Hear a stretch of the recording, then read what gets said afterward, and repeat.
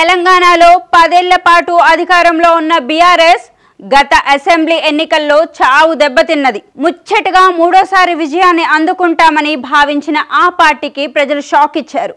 దీంతో పోగొట్టుకున్న చోటే వెతుక్కునే ప్రయత్నం చేస్తోంది బీఆర్ఎస్. దూరమైన వర్గాన్ని దగ్గరకు తీసుకుంటోంది. ఇందుకోసం కేటీఆర్ తీసుకున్న నిర్ణయం ఏంటో మీరే చూడండి.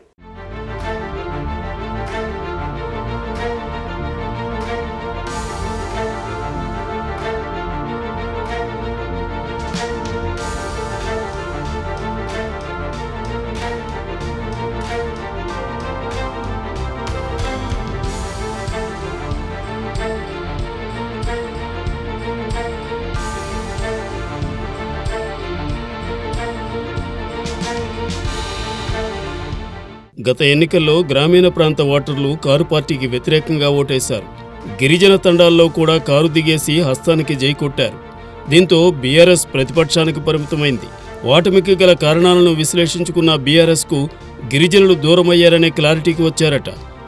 ఏ వర్గాలు తమకు దూరం అయ్యోయోనని లెక్కలు చూసుకుంటూ వాటిని సరిచేసుకునే పని బీఆర్ఎస్ మొదలుపెట్టింది. గిరిజనుల ఓట్లు తమకు పడలేదని గ్రహించిన బీఆర్ఎస్ వారిని దగ్గరకు తీసుకునే పనిలో పడినట్లు తెలుస్తోంది.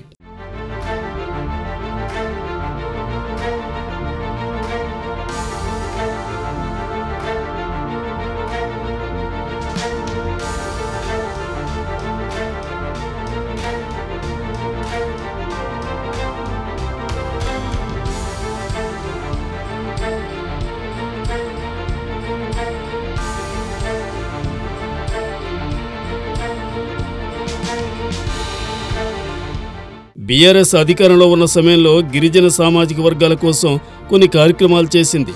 తండాలకు పంచాయతీలుగా గుర్తింపు, వేరే గ్రామ పంచాయతీల్లో భాగంగా ఉన్న తండాలను ప్రత్యేక గ్రామ పంచాయతీలుగా ఏర్పాటు చేసింది.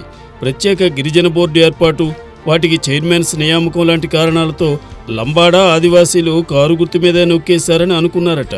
కానీ వారు అనుకున్నది గత ఎన్నికల్లో జరగలేదు.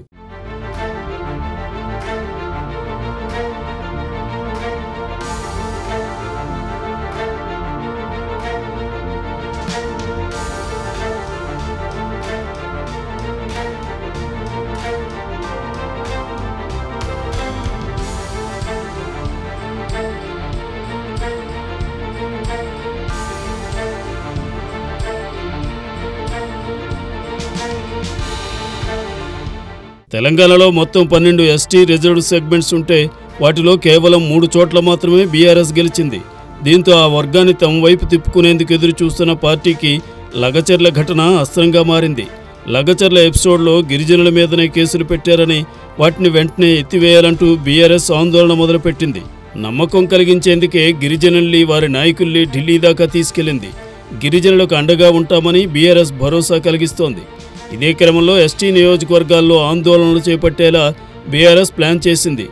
దీనిలో భాగంగా మహబూబాబాద్లో కేటీఆర్ గిరిజన దీక్ష చేపట్టారు. ఆ పార్టీ వేసిన స్కెచ్ వర్కౌట్ అవుతుందో లేదో చూడాలి.